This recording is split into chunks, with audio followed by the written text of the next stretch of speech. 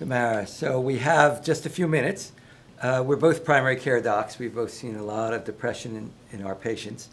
And what would you say are the pearls of screening, diagnosis, and management of depression in a primary care office? Well, I think the most important thing is not to be afraid of the diagnosis and to make it okay and safe for a patient to be depressed and even to cry in your office. As soon as you start to notice the tears or maybe just see the sadness in the nonverbal communication, comment on it, name the emotion. You look sad. Offer the tissue box. Make it okay to cry. Yeah. Depression is so common. And often patients come in with somatic symptoms of one sort or the other. And when we only have 10 or 15 minutes to see a patient, we might miss depression. And I liked what you said about the nonverbal or the paraverbal signs of depression. Patients may sigh and then hide their sighs, or they may smile and laugh inappropriately. And I try to notice if a patient is laughing and saying something that's really not that funny, or saying something quite serious, I'm likely to say, gosh, you're smiling and laughing, but what you're talking about sounds quite sad. And I've noticed that when I do that, like naming the emotion, patients will often turn on a dime, and their tears will well up, and they may admit that they're depressed. So, what other pearls? Well, I think in my experience also that a lot of physicians are afraid of opening that Pandora's box because they think that if the patient cries and starts to express these emotions, it's going to take a lot longer for them. But once you recognize the emotion making it okay to cry, then the interview goes much more quickly because now you are both on the same wavelength, you've both come to recognize what the issue is, and it's much more efficient and effective, and you're helping the patient. Yeah, it's a really great point. I think a lot of our students and residents feel like, when the patient starts crying and telling them about difficult issues in their lives, they have to somehow fix it. And the truth is, they don't have to fix it. No, you just need to partner with the person and make them know that you're there to help them if they want your help, and that you recognize that they're going through a difficult time and you support them. Yeah, and just your listening and letting them get it out is therapeutic. Very therapeutic, yes. Of itself, yeah. So, are there other pearls, do you think? Well, I think in addition to treating depression with antidepressants, self-management support is very, very important. And that's supporting the patient in figuring out ways that they could help themselves with depression. And we had an opportunity to demonstrate that during one of the videos today, a skill called brief action planning, which I'll talk a little bit about later. Yeah, I think that's really key. You and Steve Cole and others have been sort of pioneers in those kinds of brief conversations that you can have that are very effective and get people active in their own care. And I'm very impressed by that.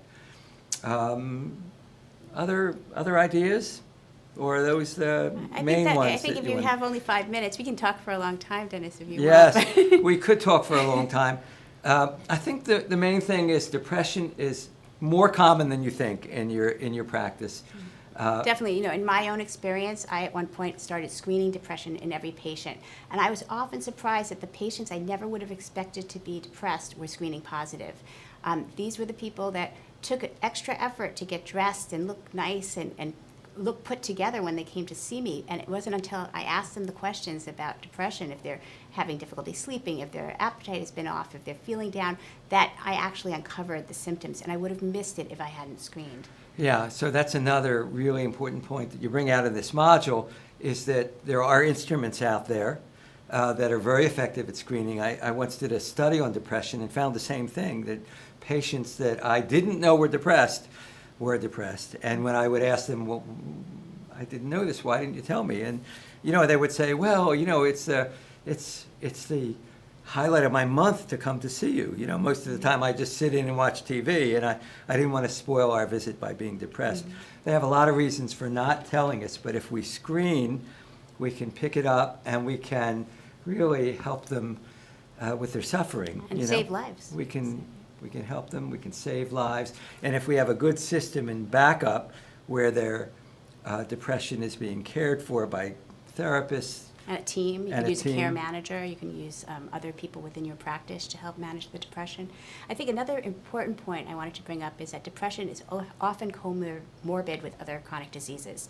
So as a physician, you're often overwhelmed by a patient who has poorly controlled diabetes, hypertension that's out of control, heart failure, and then they're depressed on top of that. Where should you spend your time? And I think the evidence shows that by treating the depression first, the other chronic diseases get better. In fact, the evidence does show that. I know that. Yeah. Because many of the other diseases are very dependent on self-care, and when people are depressed, they don't have the energy to self-manage their diseases. They're less likely to be adherent with medications, less likely to go for walks and exercise.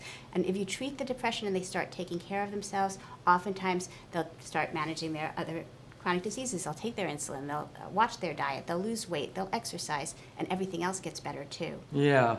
Yeah, and one other point is that a lot of my students and residents especially feel a little awkward about medications. You know, they don't really know how to use them very well, but it's not that complicated. And really, I think mostly you can learn about what you need to know probably in an afternoon. Yes. You know, the basics, how to talk about the side effects, what medicines to switch, what medicine to add on, what medicines you might want to add on. But you can learn that very quickly and get comfortable with it. And most of the medications are quite safe. Yes. And they're mostly effective. And the other thing I wanted to comment on is the PHQ-9 is a wonderful screening tool, but it's also a management tool. So now you have a number, just like an A1C. I think about the PHQ-9 as the A1C of depression. Now, I wouldn't do nothing and not make a change in therapy if the A1C didn't go down.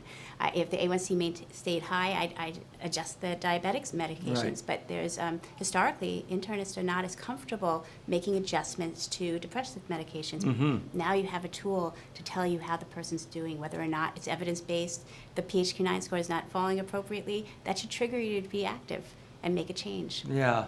So there's a lot of great facts. And but I think we've gone over our 5 minutes, maybe? One more thing. One more thing. Suicide.